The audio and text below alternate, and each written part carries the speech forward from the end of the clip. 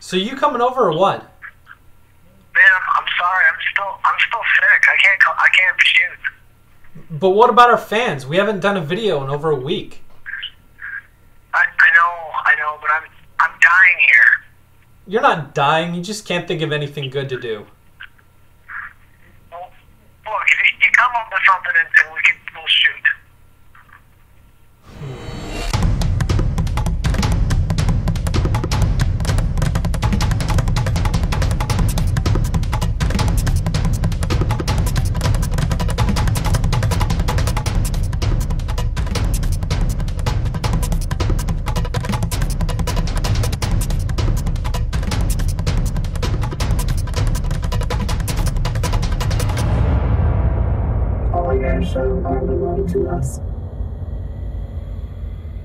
Hello and welcome to All Your Show Are Belong to Us. I'm Epic Blue. And I'm dying.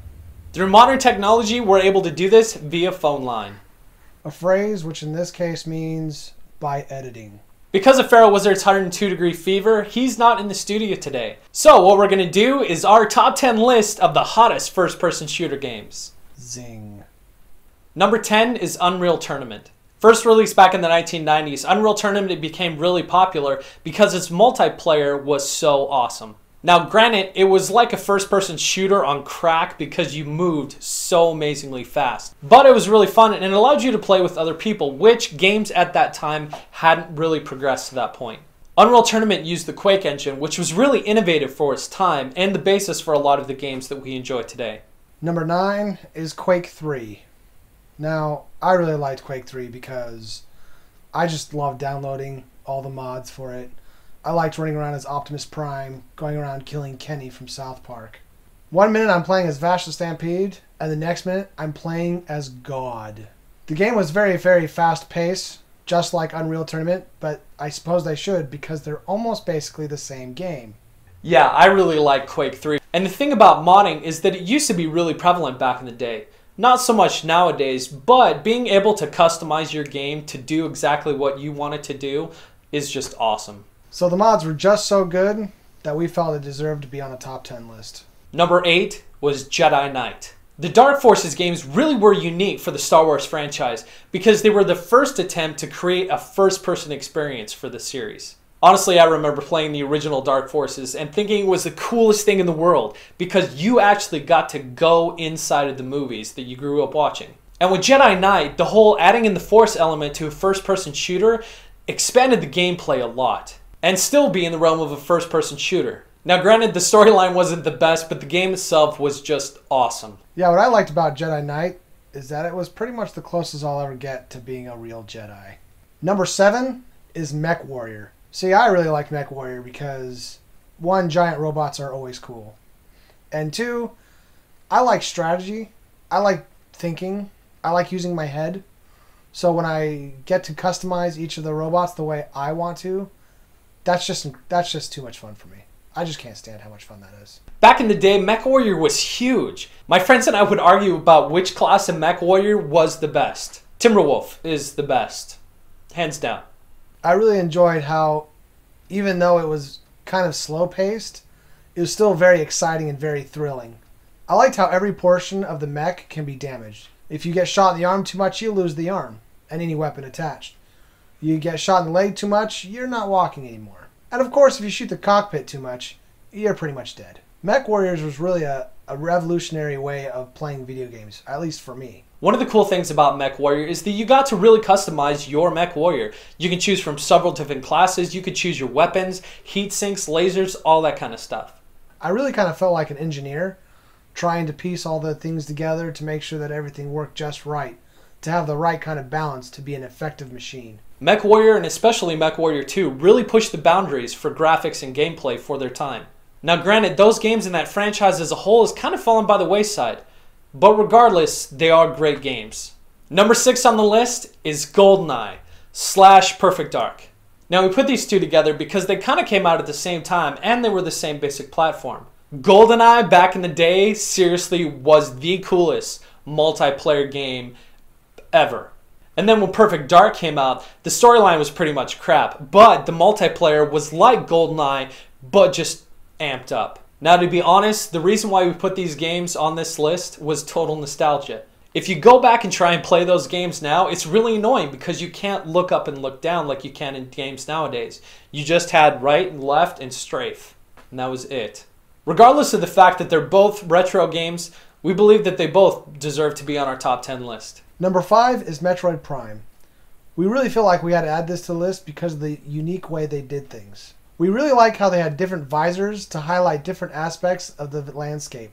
And also the different weaponry, which take effect on different guys. Some weapons are just ineffective, while others will just tear through guys like paper. And of course, the rockets always help. Now for me personally, I love the Metroid series. For me, I like it because it's really rare to have a strong female lead in a video game. And back when the first Metroid came out, it was huge when you got to the end, and you found out that Samus Aran was a girl and not a guy. Especially a woman that doesn't have obvious woman features. The old Metroid were very 2D and side scroll. So, when they first came out, I didn't think it was going to do a very good job at making it 3D. But boy, was I wrong.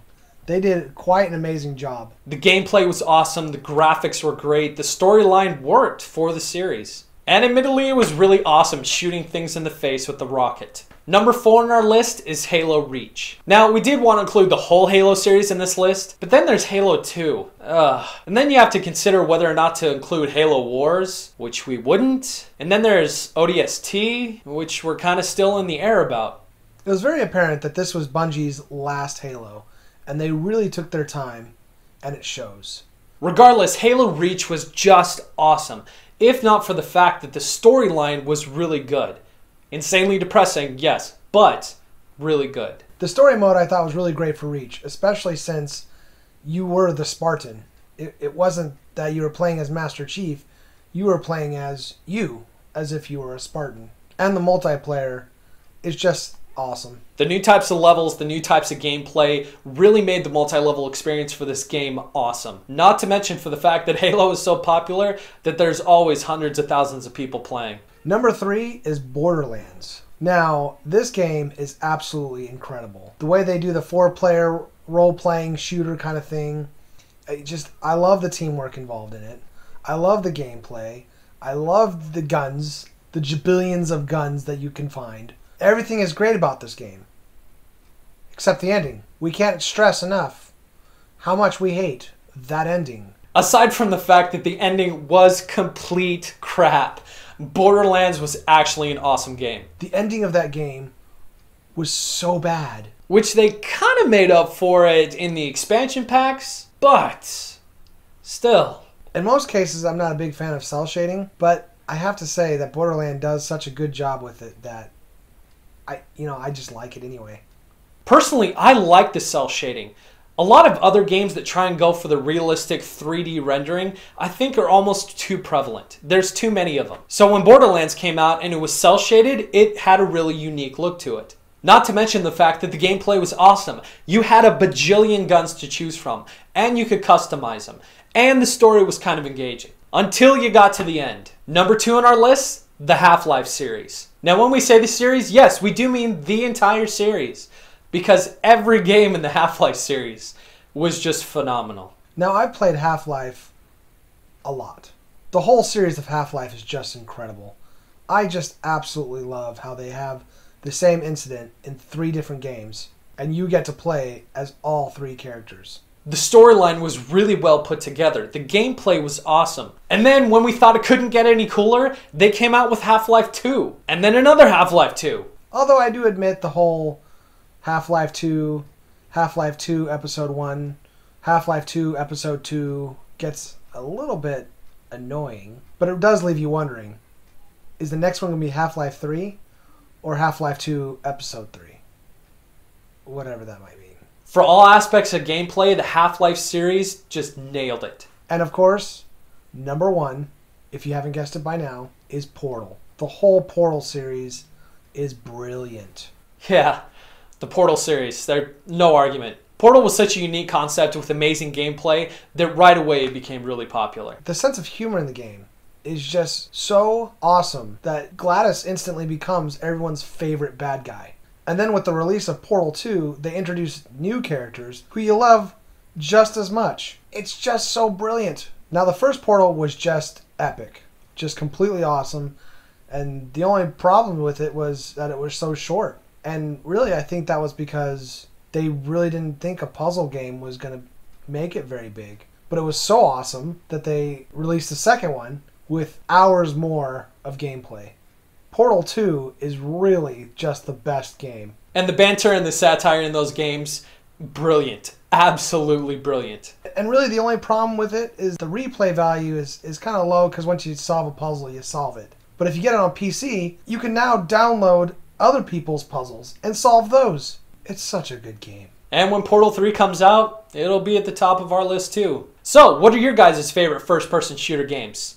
Leave a comment down below or make a video response and we'll accept it. Don't forget to click here to see what games we're going to be reviewing next. And thanks to everybody who subscribes, likes, favorites. I'm PharaohWizard16. And I'm EyesEpicBlue. And you can't stop the bum rush. And you must never hesitate.